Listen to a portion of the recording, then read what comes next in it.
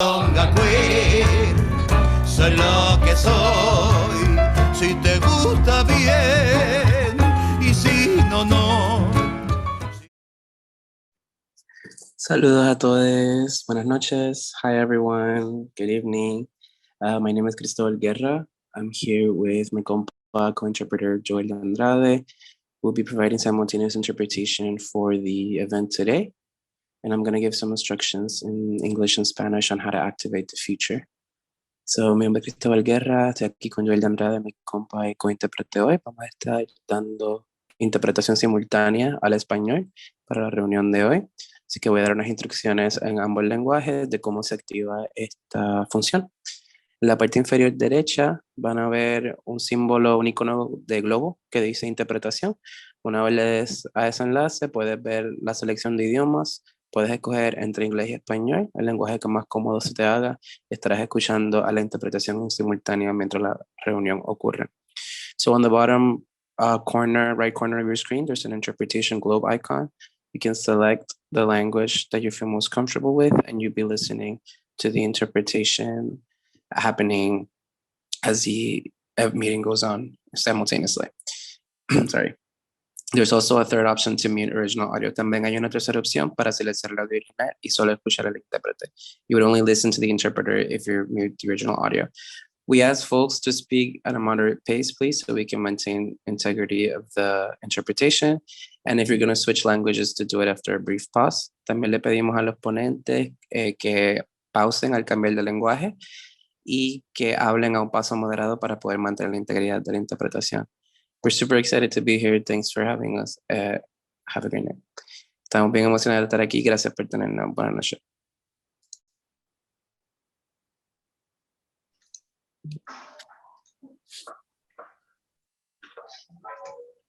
Hi, everyone. Thank you, Cristobal. Thank you, Joel. And thank you, everyone, so much for joining us tonight. My name is Roberto Montes. I'm the Associate Director of Operations at the Poetry Project. And before I turn it over to the brilliant Hime Edjua to guide us in tonight's program, I have a few reminders and updates. Today's moderator, the wonderful Anna, is adding a link to the chat now with some helpful Zoom tips and best practices. Please note that we are recording tonight's event. You are welcome to have your cameras on or off as you prefer, but please keep in mind that if you have your camera on, it's possible your tile will be included in the archived video. I also want to note that tonight's event is live captioned in both English and Spanish. You can access the English captions by clicking the CC button on the Zoom app, and Anna will share links to Spanish captions in the chat. If you have any Zoom questions or run into any difficulties, please don't hesitate to reach out to anyone with staff after their name, and we'll be glad to help. So too, if you experience or notice any maliciousness in the chat, please reach out to anyone on staff so that we can resolve that right away. We are grateful to you for joining us in the ongoing effort to build and nurture safer spaces where we can listen and learn together. Anna is now adding to that chat a link to our statement of safer spaces. Whenever we gather, sharing our time, even if not our physical space, we've remained committed to building with you all an environment that challenges and resists ongoing structures of hierarchy and harm. If this event were taking place in our physical venue, we would be gathered together now in St. Mark's Church in the Bowery, where we have hosted events for more than 50 years. St. Mark's Church was built on the site where Peter Stuyvesant constructed his family chapel in 1660. Stuyvesant was once described to me as the original law and order mayor of New York, overseeing continual colonization and enslavement as he increased population of enslaved Africans in the colony, using their stolen lives and labor to construct the buildings and streets on this stolen land. St. Mark's Church is located on the unceded homeland of the Lenape people, Lenape Hoking. As we gather across various neighborhoods and nation states, it gives me occasion to remember that it's not just some of the land that was stolen or some of the land that needs to be returned, but all of it. It reminds me too that to return the land is not a matter of transferring capitalist ownership, but as many Indigenous thinkers have taught us, a radical rethinking of ownership and belonging centering Indigenous autonomy and active relationality and responsibility. To reiterate Gloria Anzaldua's assertion, this land was Lenape Hoking always and is and will be again. Anna is putting a link to a map in the chat now, not to endorse it as complete, but to invite you to join us in learning continually about the land we occupy, its history and ties as a path towards deeper accountability. Thank you all so much for reflecting on this with me, and it is now my pleasure to turn it over to Hime and Edua.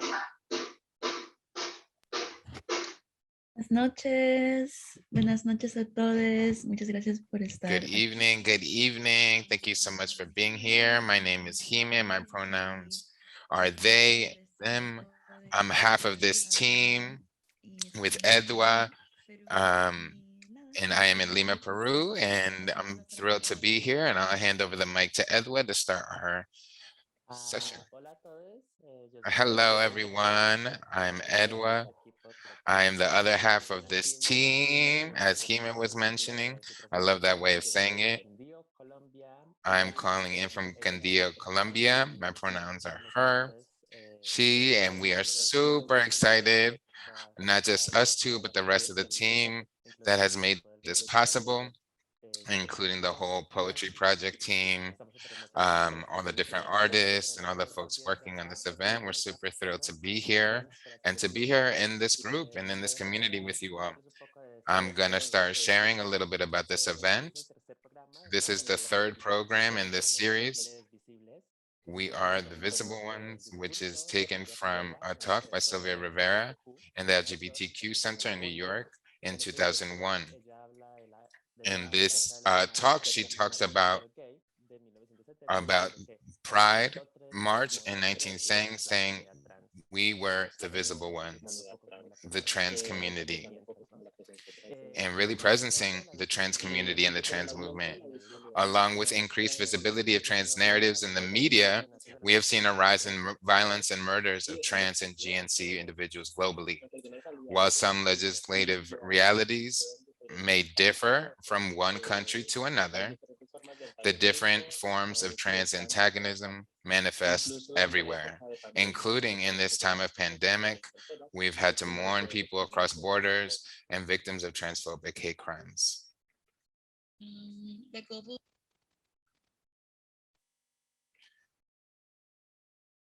How mutual aid and working across territories, connecting communities has been intrinsic to surviving.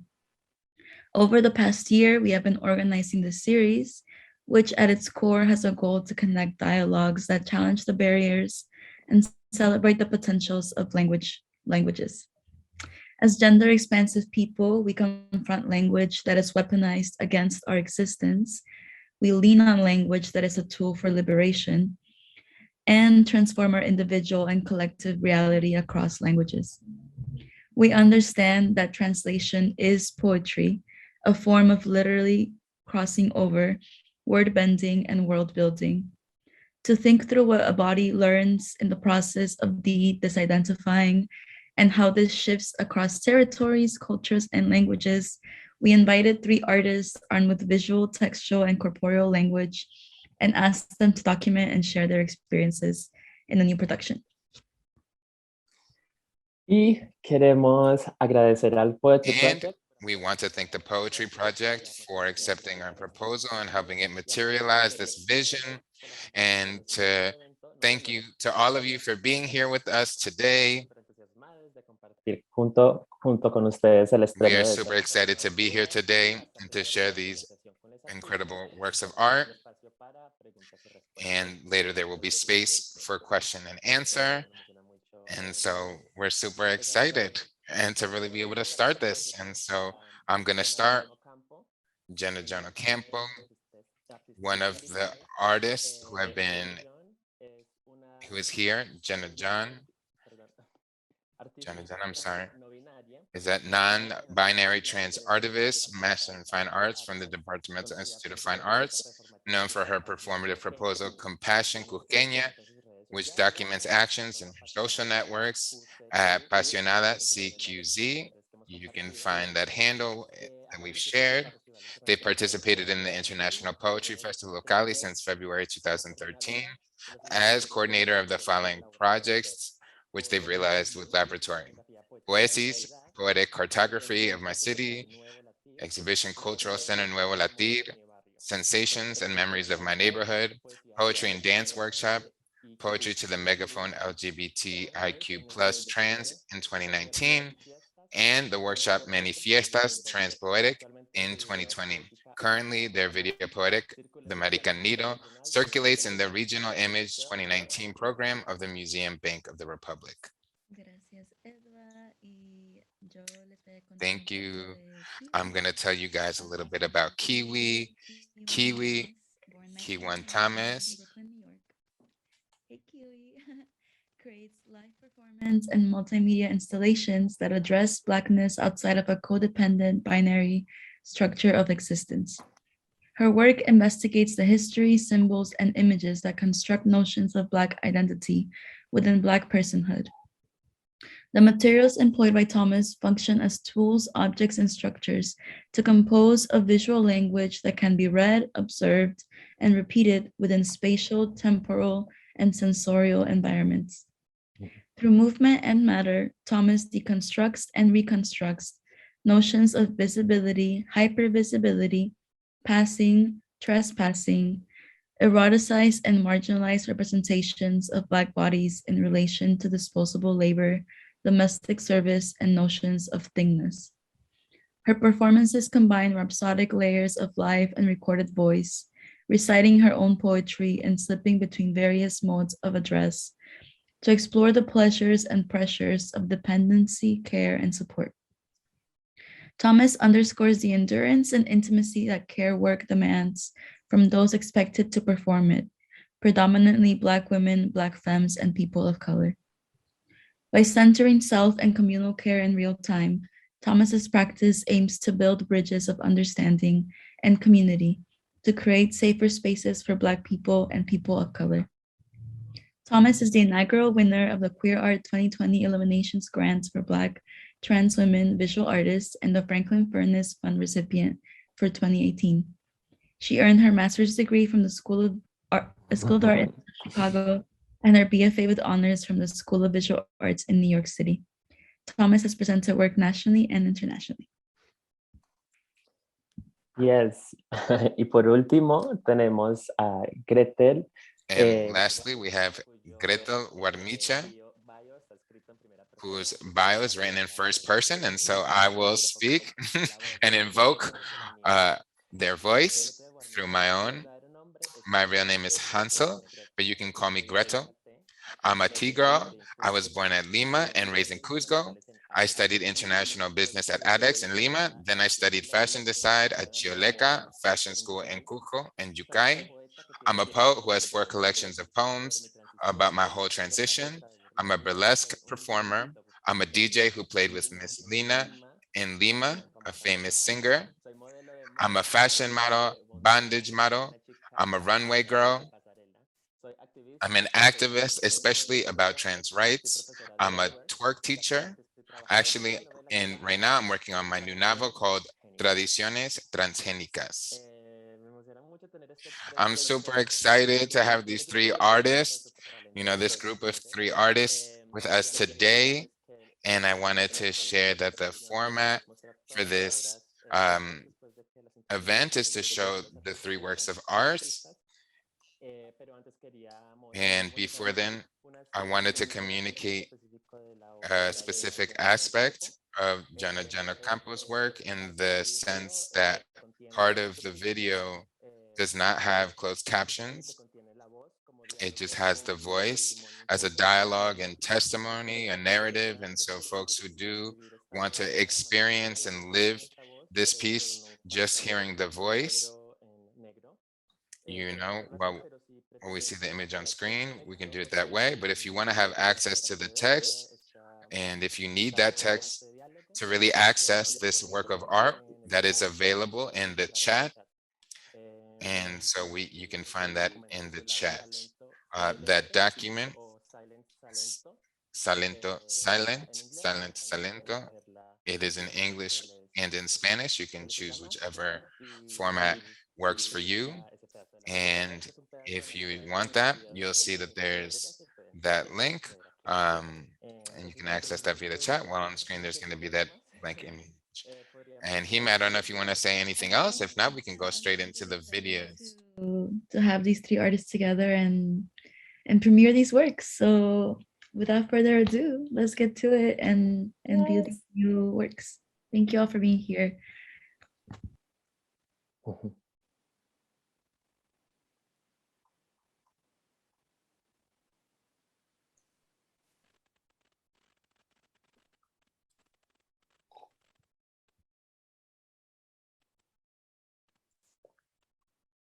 Cógeme que me voy, cógeme. Ay, yo soy muy lolura, parcera. Cógeme que me voy. Hola. Oli. Ay, estoy por acá con la amiga, con la Edua. Vine aquí divino, suavecito. Mira que se queda el parque de la puerta. Divino, impresionante. La clima. Ay, no. Vive impresionante. Caigan.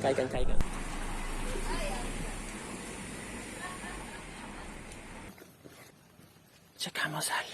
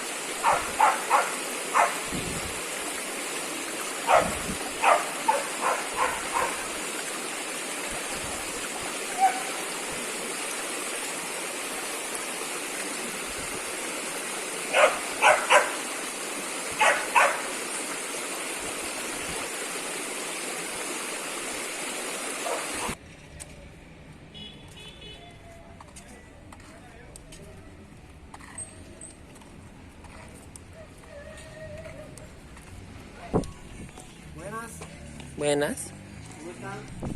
Bien. Gracias.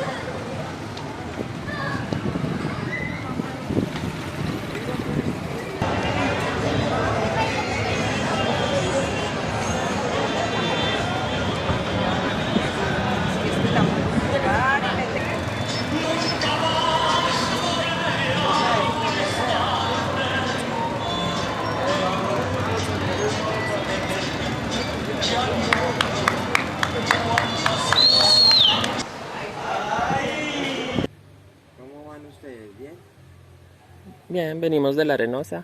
Ah, sí, viven acá en el pueblito. Ella está de visita. Ah, pero está muy bien, ya amiga. ¿Ah? Cusqueña, ¿qué está haciendo? Ah, suspirada dando la lora en un bálsamo de amor.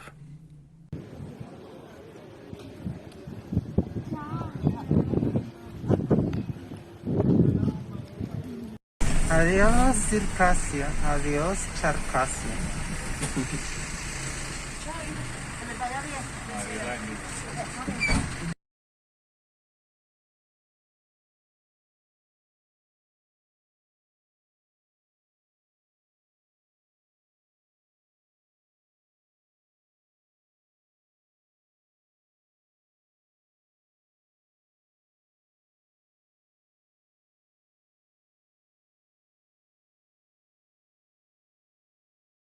usted, yo soy un artista y vengo a hacer arte, a compartir mi arte.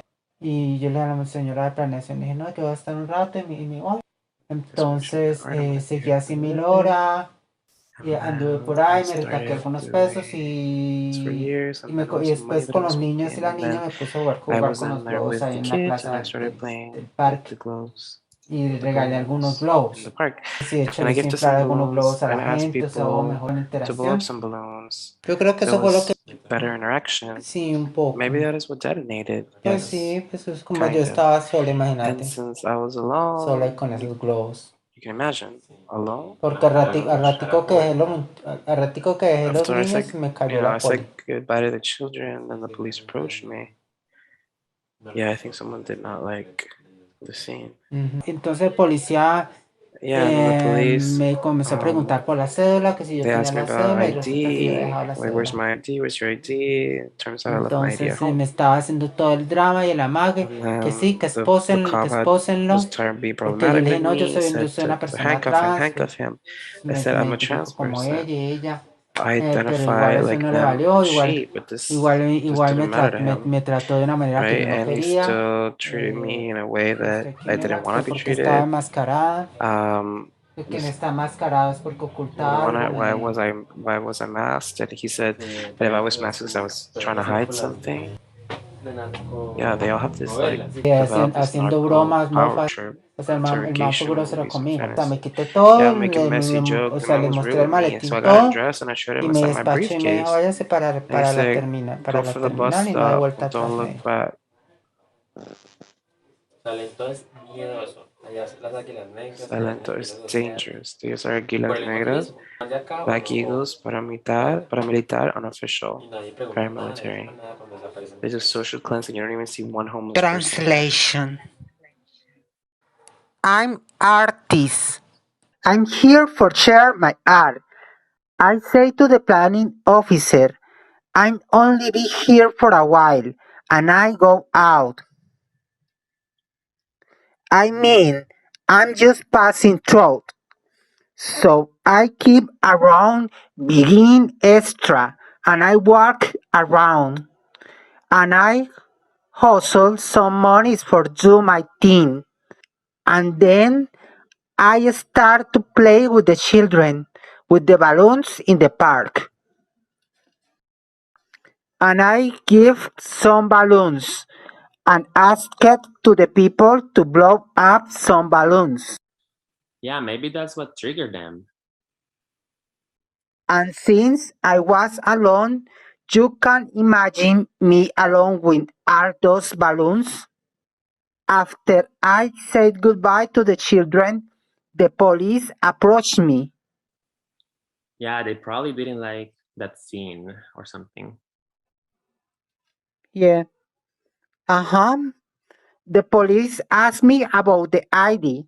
Where's your ID? Where's your ID? Turns out I left the ID at home. Then the policeman began to behave problematic with me. Said to handcuff him. I said, I'm a trans person. I'm identified like them and she. But this doesn't no matter to him. At the same treat me in a way that I didn't know want. Then he kept me being dramatic with me and began to ask me who I was. Why was I wrong here? What I was not with the ID. Why are you masquerades? Who hides behind masks is hiding something. They get all up in that narco power trip, feeling their interrogation movies in fantasy. Making messy jokes. The man was rude with me, so I get undressed and showed him inside my briefcase. And he say, go for the bus stop and don't look back. Don't look back.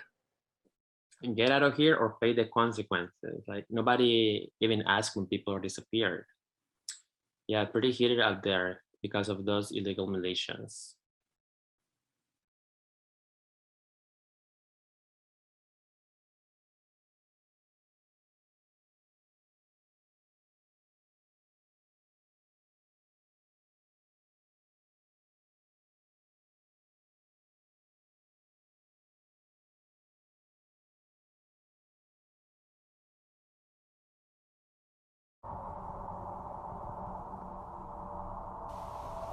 It is complicated. It is blurry. It is rooted and unrooted in my people's history. My people being Black people. It is difficult and hard. It is attached to my spine. It is connected to the Middle Passage of the Atlantic slave trade. It is in my blood. It is in the color of my shit in the toilet bowl. It is the smell of my ancestors' shit for weeks on end decaying on their chained bodies. It is crystal clear. It is as blue as water. It is as heavy as 1,000 Black bodies being dumped into the ocean. It is dark. It is so peculiar. It is only felt as phantom pains. Missing links, pedestals of display. It is dark. It is so peculiar. It is only felt as phantom pains, missing links, pedestals of display. It is the value of the auction block. It is the price of your coffee beans, your sugar, and your tea leaves. It is the price of your coffee beans, your sugar, and your tea leaves. It is unforgiven and not speakable. It is unbelievable and thinkable. It is unbelievable and thinkable. It is high yellow red bone caramel chocolate. It is so black, it is blue. It is so black, it is blue. It is so fucking queer. It is detached. It is so fucking clear. It is detached. It is so fucking queer. It is detached and left for the faggots that can never be Black men. It is detached and left for the faggots that can never be Black man. It is fragile. It is as soft as cotton and hair weaves. As cotton and hair weaves. It is as open as the wounds on a slave's back. My ancestors' backs. It is everything that I have ever known and resisted. It is everything that I've ever known and resisted. It is every piece of fabric and different colored paper with numerical value. It is in the palms of my hands, my father's hands, my mother's hands, my brother's hands, my sister's hands, my auntie's hands, my cousin's hands, my uncle's hands, my children's hands. It is complicated. It is blurry. It is rooted and unrooted in my people's history. My people being Black people.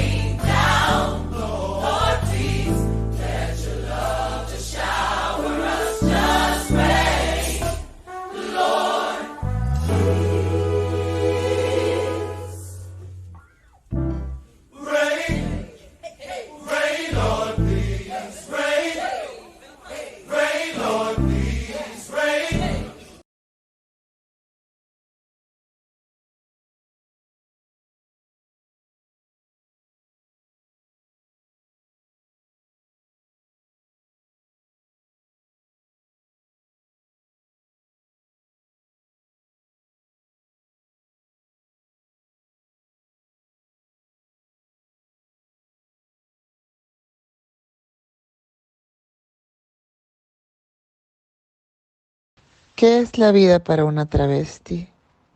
Quiero hablar del pecado, del miedo, del castigo, la inyección de aceite espeso, la ingesta de hormonas, la elección de un nuevo nombre, la operación de cambio de sexo, el racismo, el clasismo y la prostitución. La vida me ha dado tantos golpes que sin ni siquiera haber curado mis heridas, empecé curando heridas de otros, que olvidé curar de las mías. Aún no olvido a las personas que odio, que quieren que me avergüence del goce que guarda mi ternura. Tengo tantas razones para ser odiada. Algunas razones ya las saben, las demás las guarda el mar, porque el mar somos.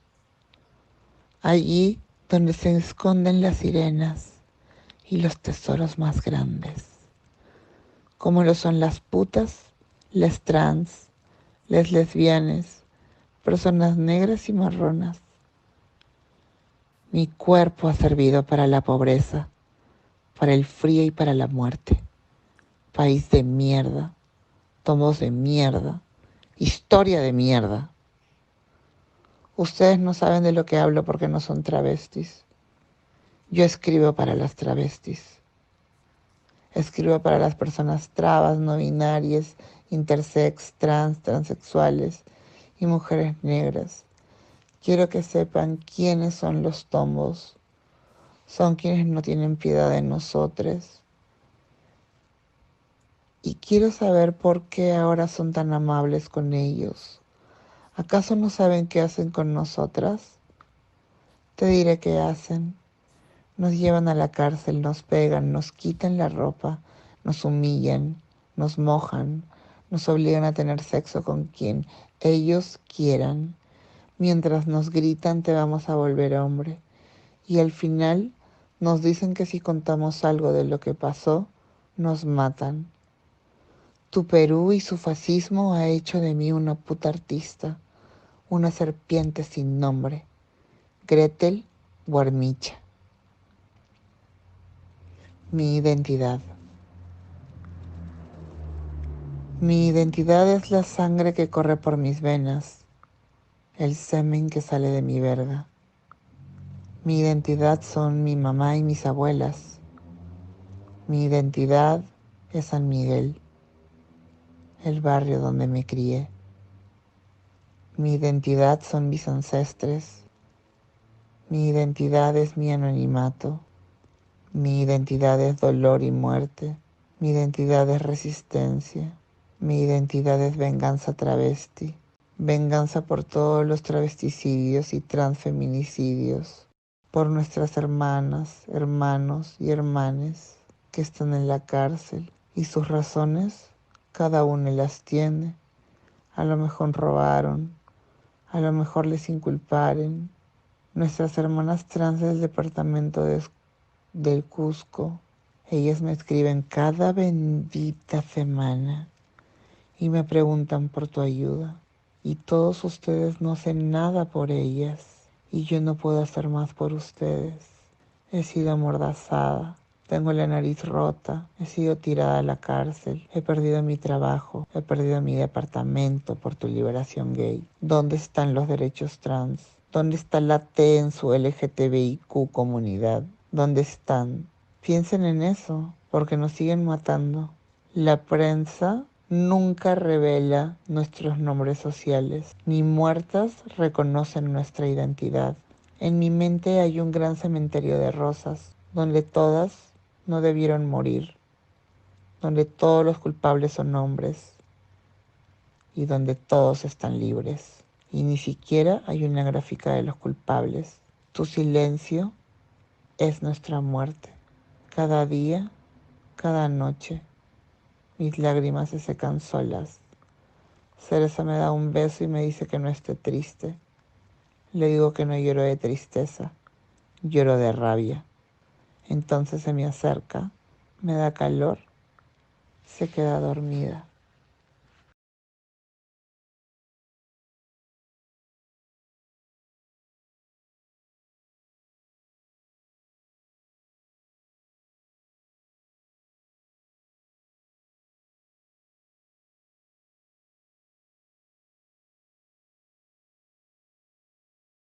Thank you. Okay, now's the time to clap. Thank you. Amazing work, everybody. Gracias a todos los artistas que nos confiaron en nosotros para hacerles esta comisión y para crear una Interested in obra. us to be a part of this commission and to create a work, a collective, an organization, and to share here as the first premiere of this space as a world premiere, right? I'm starting here, I was sitting here with my heart melted over, and we can start. We have some questions that we prepared. I don't know if you'd want to start with that and start hearing from these amazing artists. But yeah, it would be great to have the camera, Jana John, and Greta and Kiwi on the screen, so we can start talking a little bit about what we just saw, what we just witnessed, what we just felt together after these amazing works. So, hi, hi, babies, how are you? Solo falta Kiwi. Hi, just Kiwi. Yes. Hi, Kiwi. Kiwi. So nice to meet you. Gracias, pero ante todo por estar aquí. Thank you so much, everyone, for being here and for having trusted your work with us. So then the first question that we can start talking about is what connections, feelings, and thoughts came up for you while watching each other's work?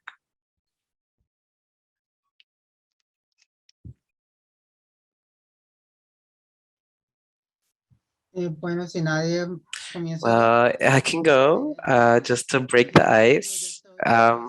So I am so happy to be in this space. So I have some connections. Tengo algunas conexiones con el trabajo I have de some Kiwi. connections with Kiwi's work in the sense that there's a connection with the waters. It's also a very transversal element in my work, the water as an element and an ancestrality that's there. So Kiwi is so important in my work too. So with Gretel, So with Gretel, I also found some similarities where in terms of the Salenta video, when we were talking about police violence that we experienced, I felt completely connected to that experience because it's something that happens in Latin America and in a lot of other spaces in the world. And these forms in which trans people are treated, how trans women are treated, that they don't know how we express our gender, and they don't know about our experience and the violence they inflict, and it's something that touches all of us in these spaces. So it's just a huge thing that crosses over, you know. But I know if all of a sudden you can make I can make an observation, and you interpreters can let me know. I would love I love that you use Spanish and English to talk to Kiwi and Gretel at the same time. But I think when you switch abruptly and when people are listening to the interpretation, sometimes it's cut when they go from English to Spanish or Spanish to English. So I just wanted to ask, recommend if you can respond with one language, or when you do a switch to English, you could just do a little pause. But thank you for participating, and that's so amazing to hear from you. Maybe Greta and Kiwi can go next. Hi, all. Yeah, most of all, I wanted to talk about the works that I've just seen. More so, I'm gonna start with Pasión Cusqueña and yours, Edwa. I thought that it was an incredible video in which you can really visualize the day to day of each one of you in your territory and in your space and your location, and also it's in a huge way it also forms part of your identity ultimately. So I thought that was beautiful to have that reflected there, and I just really liked the video a lot. And thank you so much for making this video. It's like an amazing way to communicate a couple of things or some things from a place of identity, from a place of experience, which is something that, you know, a trans person or a person from a dissident gender or some sort of gender non-conforming identity can communicate this. So thank you so much. And for Kiwi's video, I thought it was a video that speaks about ancestry, on how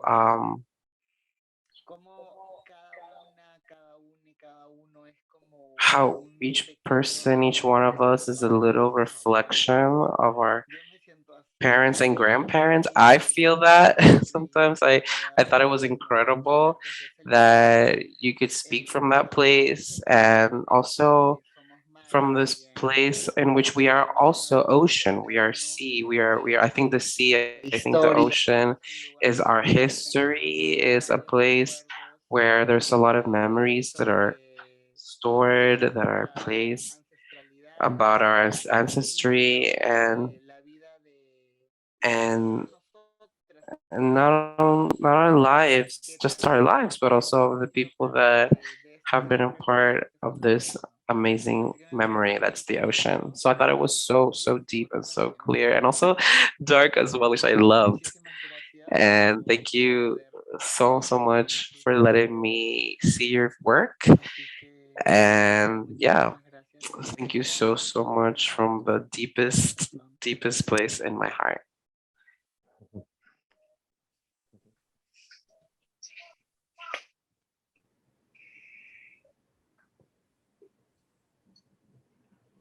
Can you all hear me? No, yeah, we can. Thank you. Thank you so much, my loves. This is so incredible. I just feel like so fortunate and humbled to know that across waters and across these like made up barriers that siblinghood and sisterhood exists within us. And we carry that every day through our movement, through our laughter, through our coming together. And that comes across in both videos. And Jana John, like the togetherness of you and Edwa, holding space in the streets feels like, you know, like standing in your power, which is so beautiful and so necessary, this level of visibility, but also it opens us up to a world of like misunderstanding. But when you have people to share that space with, I think it's so important because we lift each other up. And then Gretel, just like thinking about, first of all, you're so fucking insanely fab. Like I adore you. Just like this radical like energy is like life force, you know? And the connection to water, and like I think of us all as like these incredible beings that, you know, like we persist in the ocean, like translates and like carries this unspoken knowledge that we all like bathe in. We all like drink and consume and hydrate ourselves. So I'm just so fortunate. Thank you.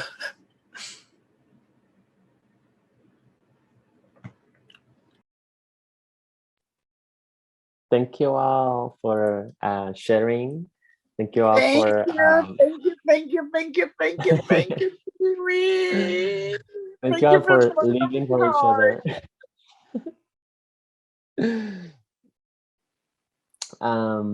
Bueno, esta primera pregunta quería romper un poco el So hielo. this first question I wanted to break the ice with. It's a question that I wanted to talk about, and I love that the main thing is like a mutual attention and it's a celebration, a mutual celebration that's reciprocal. So we'd also like to try to dig a bit into your process, maybe your individual process, but also connected to everything that you've worked on. You can also do that.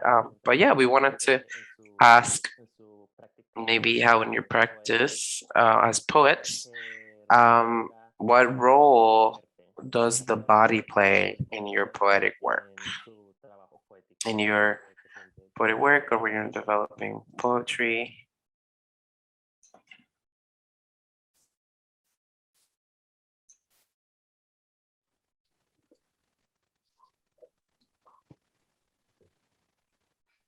Cualquiera que se la apunte. Which any of you feels called. Okay, I can go. Well, let's see. You know, my artistic purpose, there's that element that transverses, you know, it's the way we present and the signification of different social categories and norms. And so in that order, you know, when I received that invitation from Edward to be able to develop this work, I thought of bringing, you know, traditional forms of dress, which you can see, you know, which is this floral dress, which also makes that connection with ancestry, you know, that indigenous culture, the culture of the peasant folk. And, you know, there's also, you know, what another identity, this drag identity, which I can see here behind me. And so with a lot of love, and with each one of these kind of identities and personalities, there's different signification. And I started to write, you know, about 20 years ago, writing poetry. And it was written, and slowly but surely, I began to transverse from written form to signifying and expressing myself in poetry with my body and in public spaces. And well, this is what I realized. And this consists of the relations between poetry and the body. I'm so happy to be here. So I want to share about the signification of the body and the dress. And the dress like potentially way to show or communicate something to the people, and the people asking something and react. So that is so important to me. and the signification and the potential of the body. So thank you.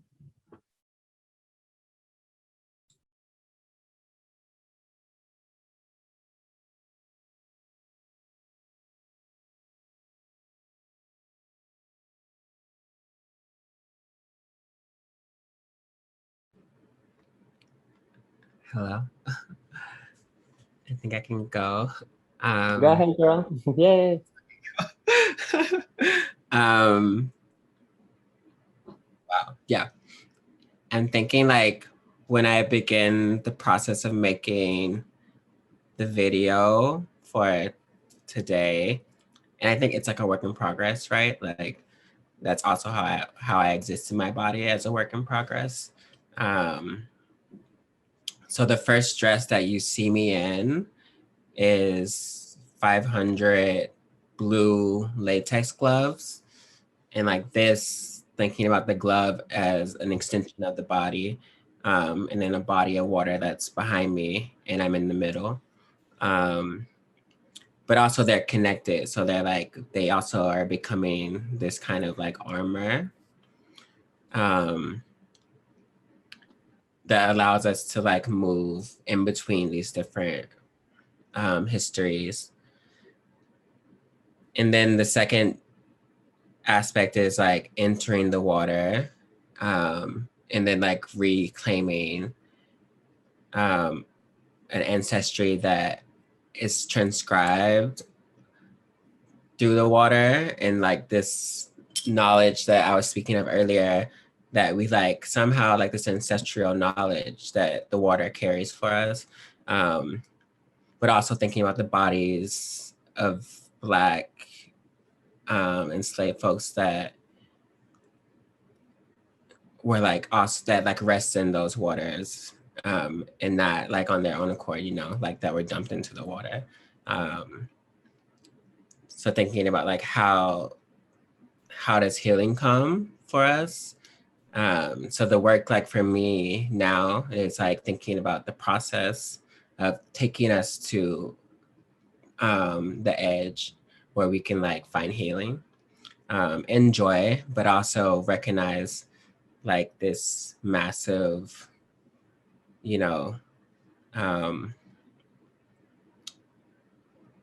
knowledge that we have once we like allow ourselves to like just touch the surface, if that makes sense. But like the body is like everything, right? We live our entire lives like moving through the world in like this skin. So a lot of it is about caring for ourselves, you know? Yes.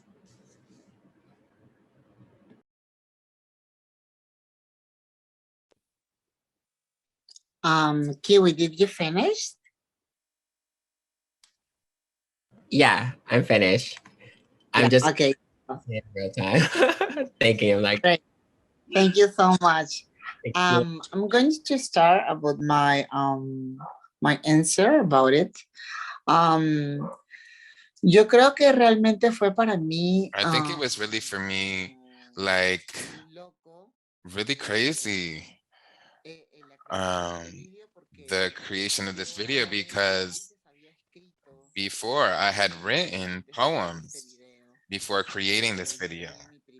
I had my first poem that was called Pasarela Inolvidable, which is a selection of my best poems, including even before my transition and even way before knowing that I was an artist, right? And so it was very crazy for me. I tried more than anything above all else to visualize in the video, in this piece that you all just saw, more than anything, one of the poems that has to do with my first collection of poetry that speaks about what is the life of a trans person. And I try to be able to express my sensibilities and my vulnerabilities in every second. And then the second poem, because there's two that I recite in that video, is that Cerezas, Flores y Cicatrices, which is a poem where I was inspired by a queer artist in Chile. And well, I loved to be able to express this poem that I dedicate to Soledad, my dog, that I try to contextualize a little bit of what I feel on an everyday life. And I liked what I say because it contextualizes the way, the form that I'm accompanied, in which a person who would just see me can feel a word or every word that I read in that poem.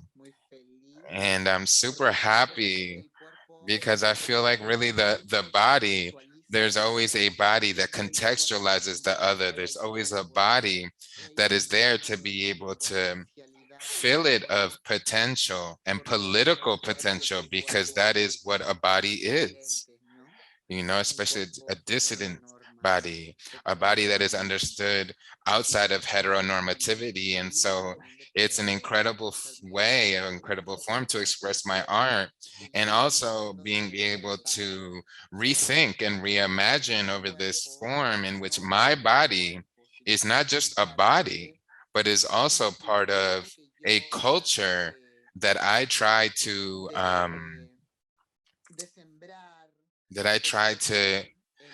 weave amongst all of us, because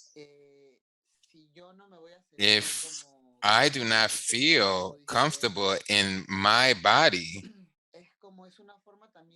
if I can't feel comfortable in my body, it will help other folks feel that same way, to feel good in our bodies. If there's, these queer bodies, the dissident bodies, including folks who need surgery, and that's completely valid. I also want to, be able to invite all the bodies, those that do feel fine without surgery. My nose is super political. I don't want to change it. I don't want to make it whiter or make it smaller, because I love my nose. How it is, my cheeks, like I don't want my facial features to reflect that white supremacy and their desires. No, I want it just how it is. And I think that that's very political to make art in that way. And, it's also super strong. Thank you so much, Kiwi. I adore you. Thank you so much. Y gracias a todos por Thank you to all of you for sharing. I also wanted to make a quick reminder for the audience that after we're done with this part of conversation, which is going to be another like 20 minutes, we're going to open this space for your questions. And so if you want to already reflect and think about what sort of questions you want to offer up to these different artists, these incredible artists in this space, this is a moment to start reflecting. And so just wanted to name that really quickly. To talk a little bit about the process of translation. I know that, this series is really about thinking through translation as connected to trans identity and how that traverses us. And so for these three works, what we did was that each artist here was paired with a translator. And that would be, I worked with Gretel, Edwa worked with John, and Kiwi worked with Pau and Cristobal, who is also interpreting today. And yeah, I guess they wanted to talk a little bit more about that process. And so the question is, what insights or feeling did you come across in the process of the collaborative translation? Yeah, that's the question.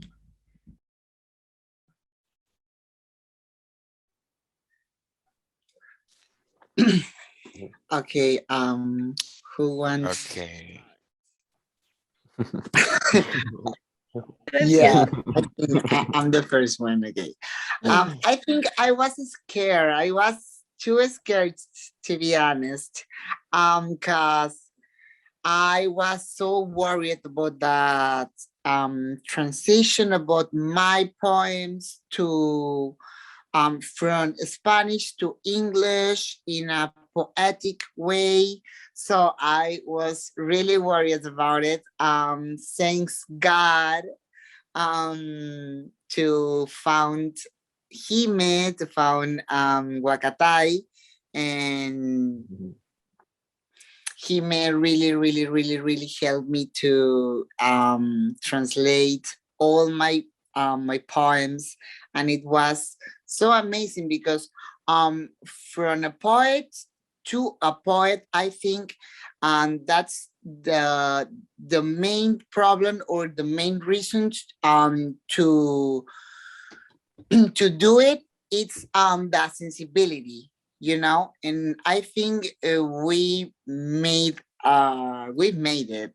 We made a good work. Yes. So thank you from the bottom of my heart, Time. You made it. You came through, Henny. So many things.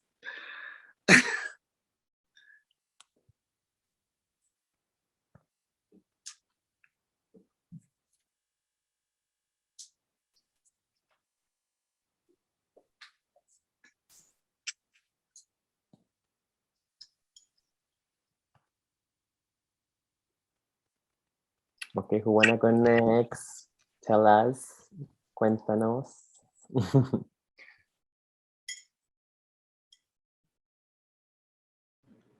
Yeah, I was just thinking, shout out Steffa. Like I went to Steffa just released like a new song, and then they had like a listening party. So we like went to see them play new music, and I ran into Paul at the show, and they were like, oh my God, Kiwi like translating the work after has been like so powerful to like think about like how language travels. And then even also passing on like this text, which is a transatlantic slave trade, and thinking about what does Blackness mean to me, or how does it feel to be in my hands, or my father's hands, or my mother's hands, or my cousin's hands, like this like passing on of knowledge, and then like passing this writing on to Cristobal and Paul to like also touch and like communicate was so powerful. Like I got it back and I was like, wait, like I need to, like this has to be re-recorded in Spanish, you know? And I was like, so it was just like so incredibly beautiful that like I want to make it happen. If anyone's interested. Just like the process of translation.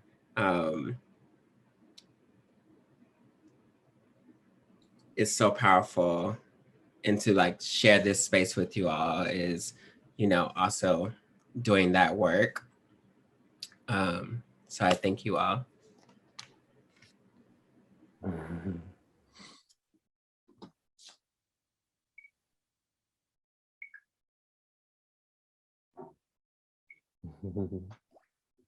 Bueno, creo que ya me toca hablar a mí, ¿cierto? Sí. I think it's my turn to go. So I wanted to comment a little bit about what I think of the question is about this translation process and that's what I'm understanding. So I thought about this from the point of view of when Edwa invited me to Circassia in Armenia.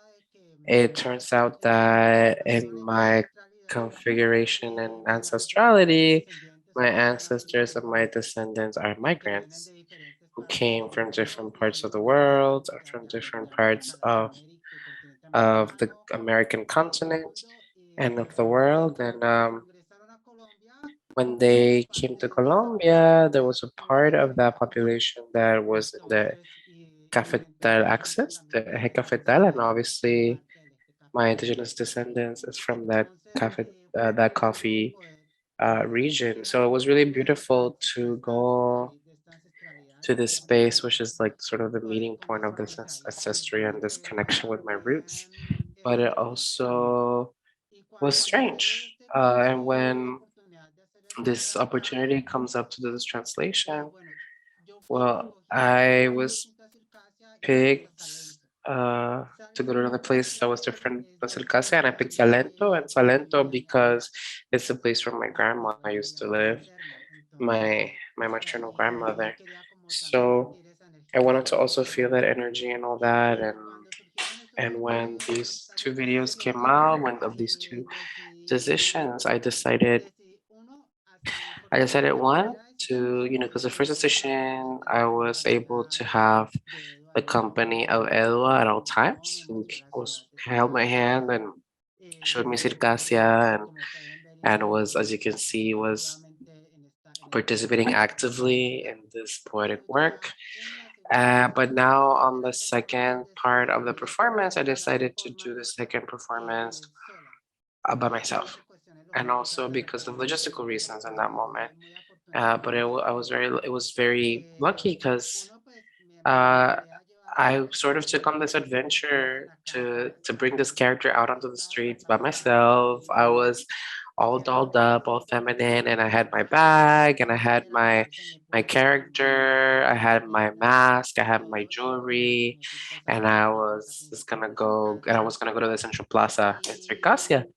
And well, from there, you see this whole experience, which is a whole where I tell my version of the events of that story that I told Edwa at the last piece.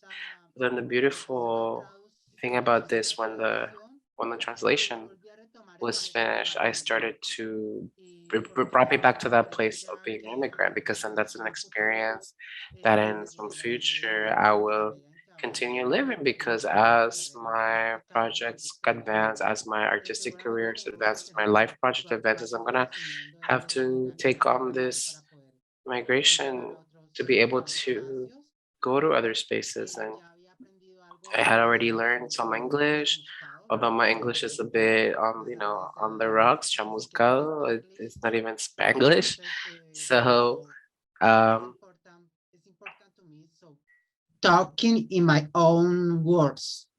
So es importante para mí hablar en inglés en mi so it's so important to me to speak English in my own language, in my own way that I express it, with the virtues and the difficulties that are there.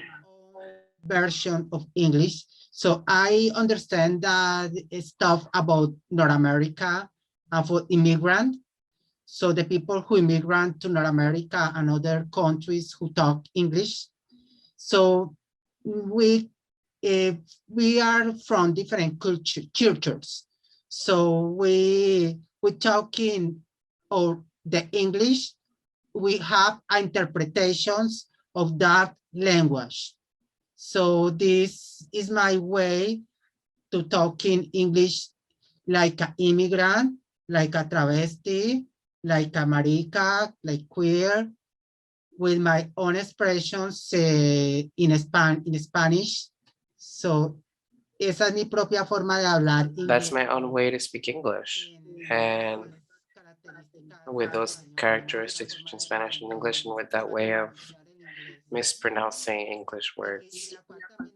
And one which also crosses through our experience, through our trans experience, because we create our own ways of speaking. We don't only create the bridge it's not only the experience of being an immigrant of the English, but it's also with the street language, the street slang. It was so important for me to be able to connect the experiences of the street slang that are here, that are regional, So show that connection in local language, territorial language of my city or my territory with other queer language of other cultures. Era muy importante para mí. So it was so important to me to connect my language, the languages, the trans languages, the local trans slang with other language that's trans from cultures like the ones that are happening in North America and in the United States. And that's why those translations on the first video, those interpretations, for example, when I'm asking Elwa that, oh, we hear say Loruda. Loruda is extra, is over the top, extra. A Edua, ¿cómo se dice loruda en inglés? How do you say loruda? Asking Edwa, how do you say Loruda in English? And Edwa being extra, and I'm, oh, wow. So yo privé impresionante, amiga. it was impressive. I was so impressed. Yeah. I was dying with that word. So I love it. And another decision, so is with parse. Ustedes se encuentran en la primera palabra que dice yo soy muy You can loruda. see the same word, the first word that I use, Loruda Parcera. And obviously that's something that the translation doesn't say, because why did we not translate that? Because parcera significa. Like this. Is your par. Es tu par. Puede significar decir, it can mean to say parcera. It can mean. Es mi forma de hermanar. Yo no It's my way to create sorority. It's my way to create siblinghood, sisterhood. I wasn't just making a video. I was also creating a sisterhood with my friend, with my sister Edwa, and also create sisterhood with Circasia and my territory with Salento. And yeah, that was the way of finding a lot of these connections. My way to have connections between my territory in Circassia, Salento, and other cultures. So I love it. Love you. Gracias a todos de nuevo por contarnos. Thank you so much, everyone. Thank you, Jenna, for just giving us that whole narrative. I would add more, but I think you covered everything. And yeah, it was something that feels like it impacted initially around the invitation. The first thing you said was that you would like to connect with how we speak on the street as sisters, as queer people in other contexts. So I was wondering about that specificity. I feel like every time that you tell us something, I want to get in the conversation. Every time anyone shares, I just want to be a part of it. But we want to get a little bit more conversation amongst you all before we go on to the public questions. So we wanted to propose one more question, and so what we wanted to ask was, so the next question is pretty ample, but if you could be concise, quick, to give spaces for the audience's questions. But we wanted to bring in the conversation about what it is like to work with a cultural entity, or as artists, as poets, as cultural workers that we are, when we work with the art world, and how it's different. It's different when you're doing it with people who also have your trans experience. So is there there a historical fiction between the worlds of trans folks and art world gatekeepers and cultural extractivists? So, and then, you know, what is your vision of what real support for trans artists looks like? How can these institutions be truly allies of the community when they work and invite trans artists to their spaces? So we want to throw that question out there and hope you can land in a way that reaches your heart and your mind.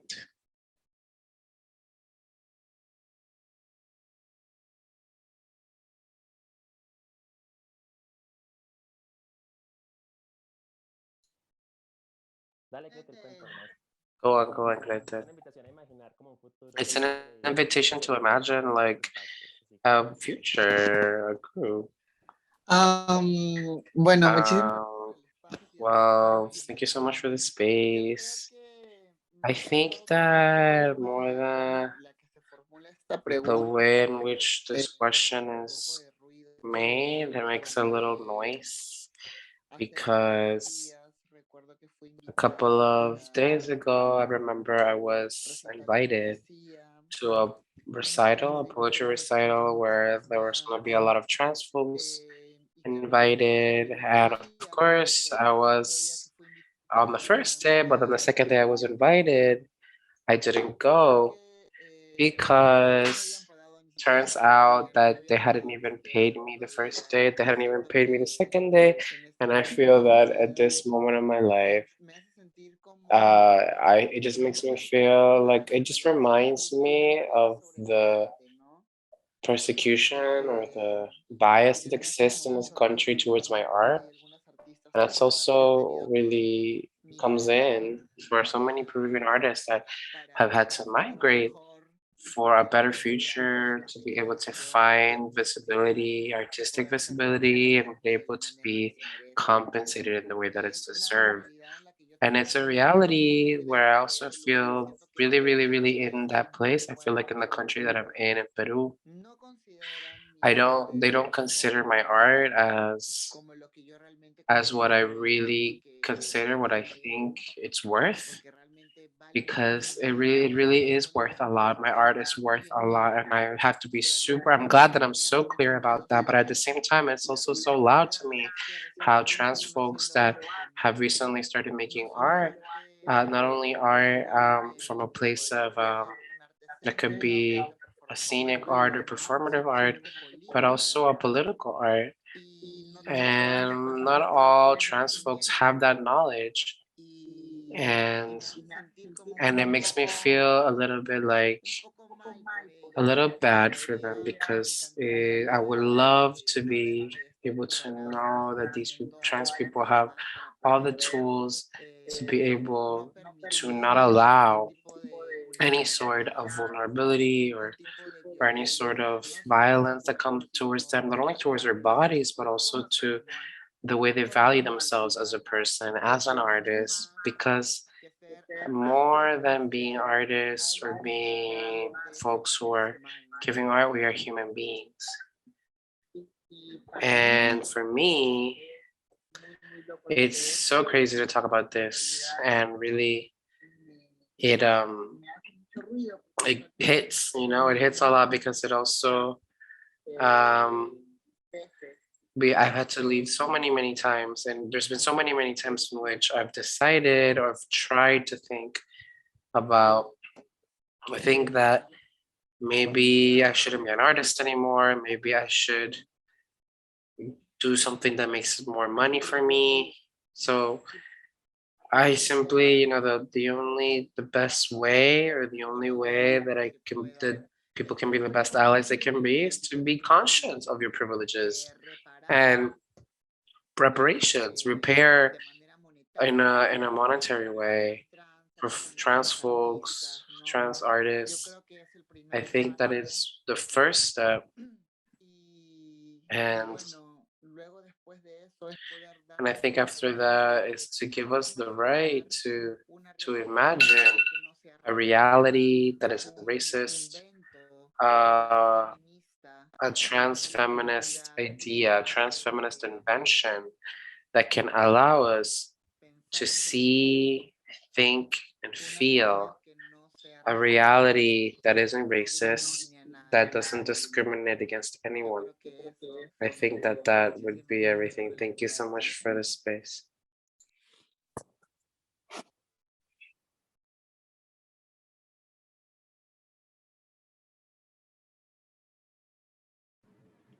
Thank you, love. This question is something that I think about all the time, you know. I'm always asking myself, like, the spaces that are inviting me to perform or to, like, talk to their students or to talk about my work.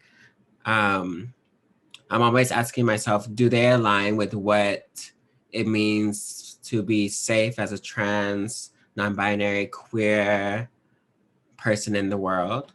And then I'm also asking myself, like, how do I eat? You know, what can I do that's gonna put food on my table? But it always comes back to like alignment. And if institutions are willing to do the work to keep Black and Brown, Indigenous, trans, queer people safe, and what does that look like for us? So I'm always really, really sharp. I'm sharp and soft at the same time, but I'm super sharp. I'm like, I will not work with you unless you're like about that life. And about that life means about our life, our lives as trans people, as Black people, as brown people, as like people that have always been on the margins. If you're not about that life, then I'm not gonna work with you. And how it works is that each time I'm like, let me really, really think about like how I want the work to be received and who can do, or who can meet me there, you know? Like I'm thinking like, I just did like a show in New York with my sister, Isis. And we met like years ago, but before we like worked, I was like, you know, like I always want to like eat with you. I want to like have a drink with you. I want to talk with you before we even like ever get into a process of like thinking about like how you can access my work. Because if you're not there with me, then I don't want to work with you. So it's like finding the people that like align with what you want to do in the spaces and institutions that can also do that for you. And that involves like building like common ground, that involves like events like this where you're like making connections to build bridges to take us there. So I'm always like, you know, whenever we like create this type of space for ourselves, I'm always so excited. Like I was like, oh my God, like, yes, like I want to work with you all. Like I love you so much because you align with what the work that we want to do, right? Like we want to fuck shit up, but in the best ways, you know, make people work for us. So we can like do this and like make the work that is like crucial to our survival or also our thrival. So like, yeah, I think it's like a big process of thinking about like how to hold ourselves like in a high regard, but then also like the spaces that we want to work with, like pay us, like who's in your spaces, like who, I always am like writing like, are there trans people curating your shows? Are there non-binary people that are doing your workshops? Like who's in those spaces that you're seeking to work with or are trying to call you in? Because if they're really, really about your life, then the people that are working with them should also reflect that, right? And if they don't reflect that, I'm like, looks like it's a no for me. And it doesn't matter like one institution, like I've turned down some spaces that I'm like, I don't care about your CV, baby. I don't care about like, you know, exposure. I'm like, I want to eat and I want to make sure that my girls and my siblings are safe, you know, always. So like, I say all that to say is that we're so beautiful and we're so here that like, you know, I didn't show work from 2014 until 2021 because I was like, I'm not gonna do that until it's time, you know, until people are ready to receive that work. And then I show that work, you know, and that work is important because we're like holding that space for ourselves to be great. And we are. I love you all.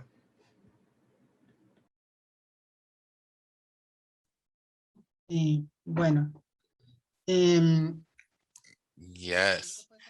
One, in respect here, the artistic scene, you know, I can situate myself in my city, Cali, Colombia, and it's a city, it's a place of encounter where there's various different migrant communities, and also in that sense, there's difficulty for the institutions, the cultural institutions, that they have some sustainability, economic sustainability, and especially to be able to open space for the artistic community, the artist community. It's obviously something that being an artist, you find those difficulty to find your community in different spaces and local spaces, and especially when it has to do with work that we know usually as like the plastic arts, like sculpture and painting. And that was actually my formation, my education was in those sort of material arts. But when I started to create pieces of art, I live in a space in a small home where I don't have a space to have my own studio, to have my paints, to have all of those different artistic materials, to be creating that sort of material, the sort of plastic arts. And so that's when I turned to video art and performance. It's more, to a certain degree, to me, a bit more practical to share my ideas and my poetry, and to be able to leave that, you know, those white spaces that are already saturated with lots of, you know, they're saturated in a lot of different ways. And so the traditional museum, the white spaces, no work for the realities of trans people.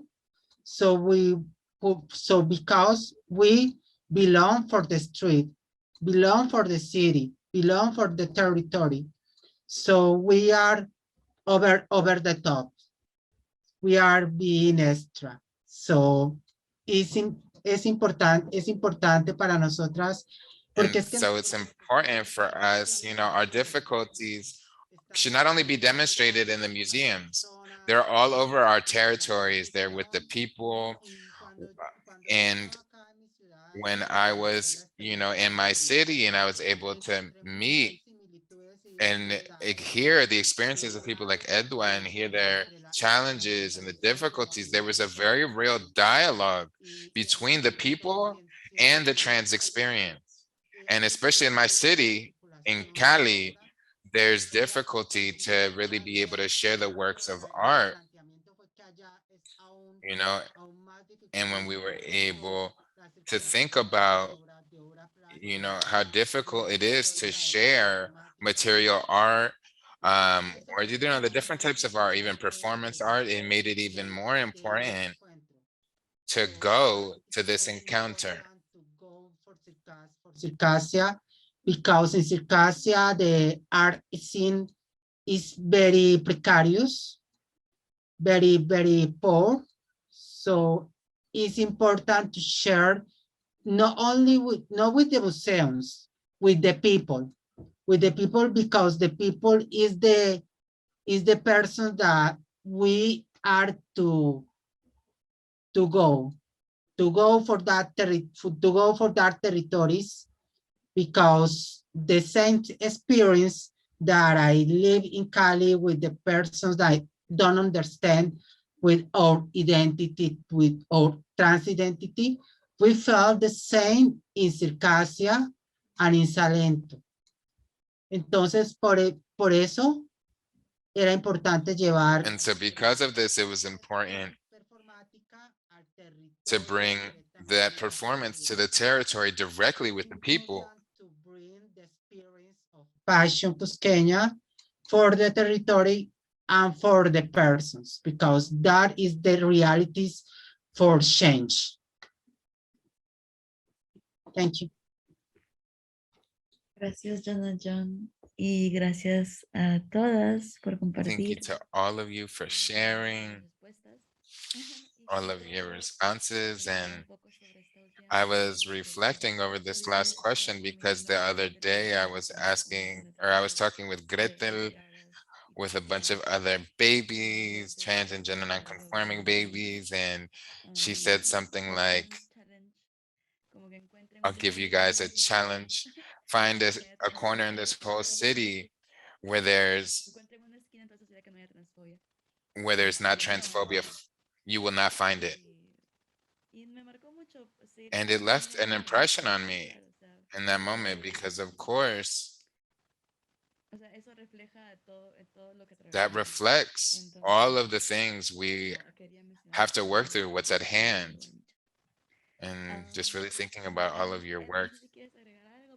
Edu, I don't know if you want to add anything, but this is the time to open up the space to questions to the people who are here that have been part of this event in the audience. If you want to ask any question, any thought, any sentiment, it doesn't even have to be a question. It can be what you felt, you know, seeing these works of art, hearing these works. And so you can put the questions or comments in the chat. And also, if you want to talk, we can also put you on the spotlight if you have a question. And so, yeah, we'll open the space for that. And yeah, I can say thank you again to all the participants. I love to hear the experiences and the different perspectives and the ways that it relates to all of us in different ways, being in different places. Yeah, like the passion, the hustle, to really, you know, be with people in the street outside of these museums is really is work, is a hustle to open up these spaces and these conversations that bring change. And there's also the hustle of all the work that goes behind the scenes to make this possible, to make different events possible, the emails, the conversations, you know, and these are the places that we're also opening up space for us at the same time. And both of these are really important, you know, and I feel super blessed to be opening up spaces in the streets and in the museums, and to continue, yeah, taking space and creating space in such a beautiful way. And so I don't want to take much more time from the questions. And so I don't know if there is any hands that are raised or any questions that have already been dropped. Because if not, him and I still have some additional questions.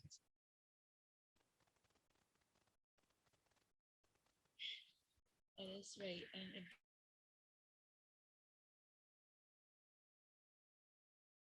just in case. And I'm just so grateful for this happening. I've been wanting to connect y'all for a long time, and it's so beautiful that it's happened even virtually.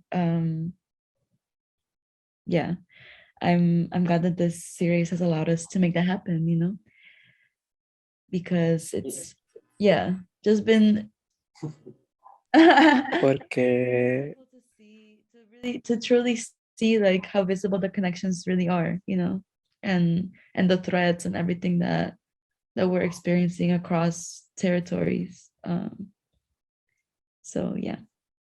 But yeah, if there isn't any questions from the audience, again, it doesn't have to be a question. It could also be just a thought you might have or a feeling. You can put that into the chat.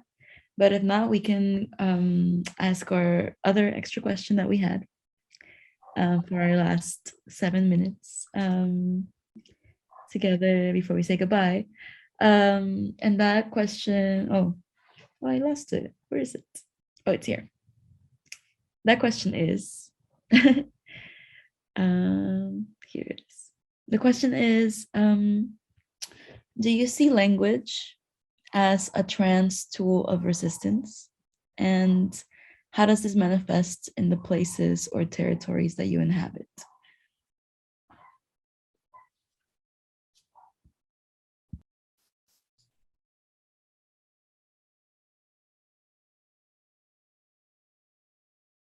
No sé si valga la pena añadir algo o tirar la conversación en lugar. Know if we should add anything. John has left or closed their window, but no, Jonah a bit ago communicated with the first trans person who graduated as a teacher with a non-binary term on maestre, and I think that was something, was a way, they graduated as an English Spanish teacher. That's a way to transcend to, and I want to congratulate you on being a pioneer in this space and to bring this conversation to these places. It could be symbolic, it could be special, it could be so many things, but it's so important that you are bringing this to the discussion, to the discourse of so many people.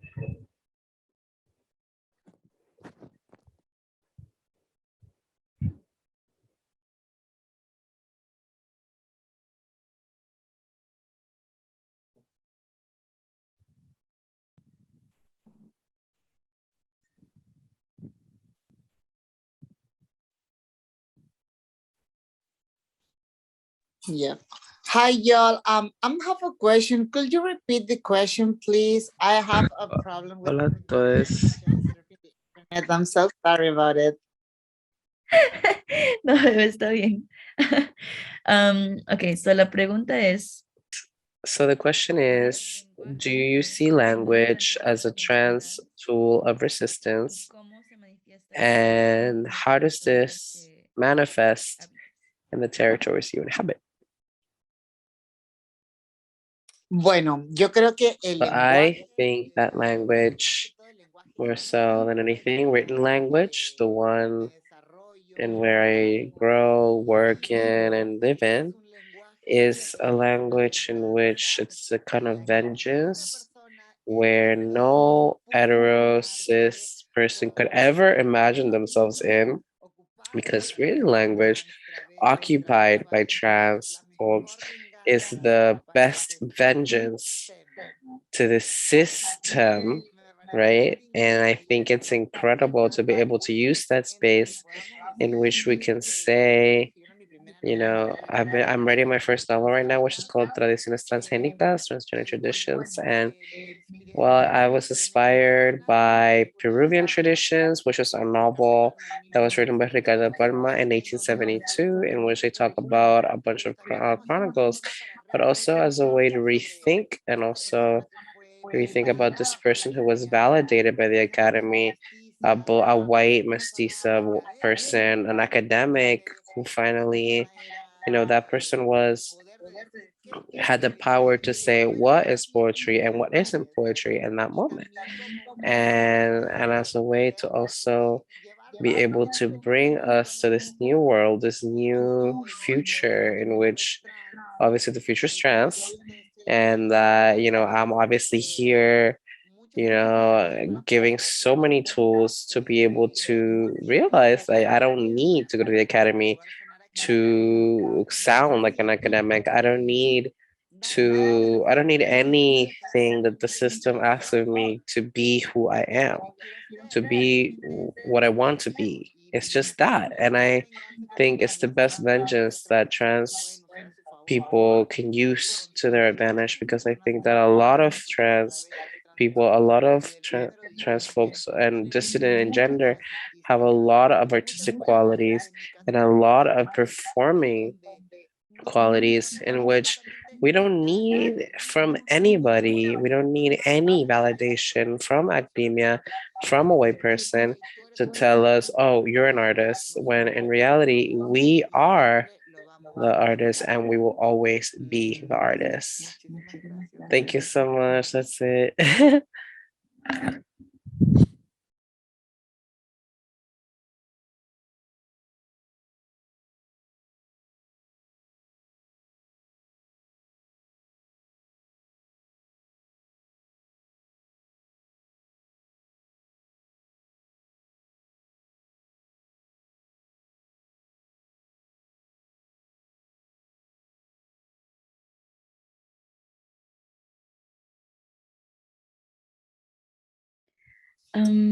Kiwi y John John, no sé si quieren también agregar algo, pero quería también... Kiwi, John, if you want to add anything, I also wanted to give some space to read the comments that we have in the chat. They're so beautiful. One of them is from Lorena.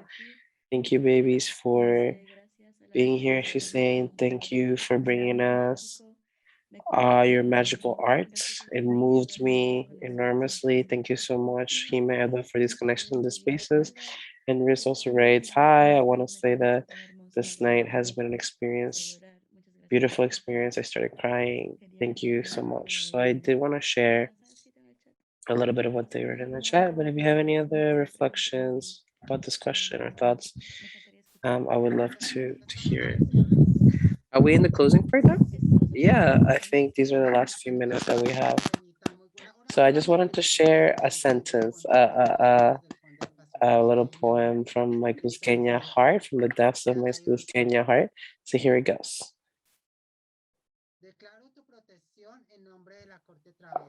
I declare your protection with travesti court, that each one of your heels is stepped in power from the violent parasitic man, that the power of our pussies and asses that are liberating arrive to each and every corner of this phallocentric city.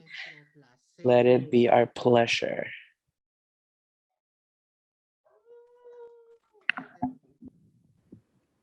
Period.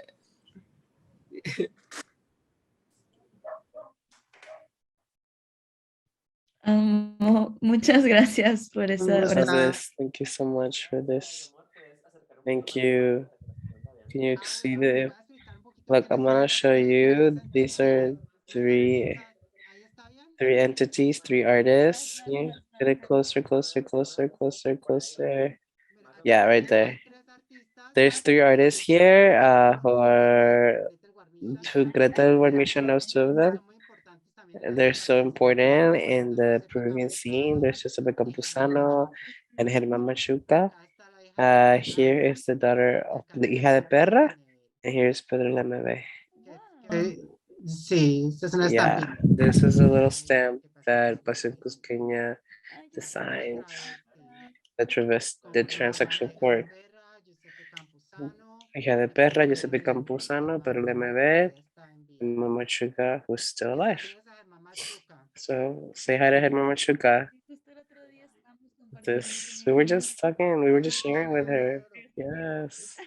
I have to make you, I have to get one of you, I have to get one to you. Oh, I love that. You have that. You have the Travesti Museum right there.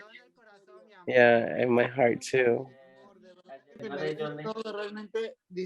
Yeah, I really enjoyed being able to translate with all of us, with Kiwi.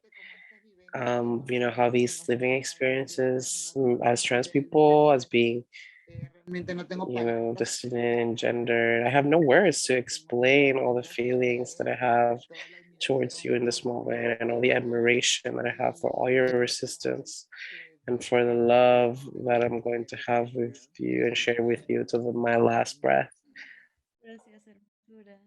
Thank you. Beautiful. I think Kiwi wants to share a poem, a short poem.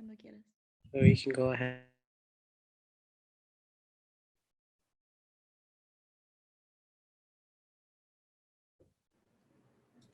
Hello. Thank you all so much.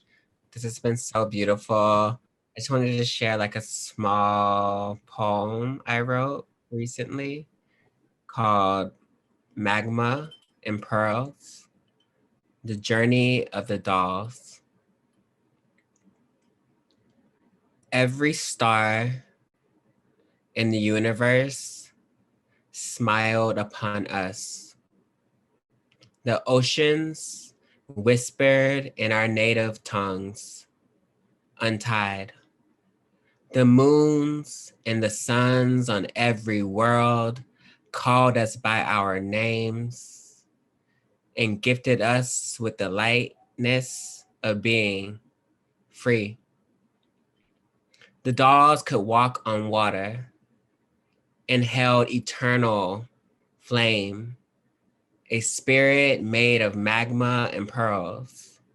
The dolls paved the way.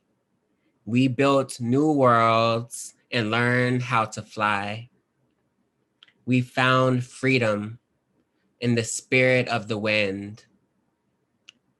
The dolls, girls like us, babies like us, people like us, raised every voice and sang our stories into existence and resistance. We are the dolls and we will survive. Yeah.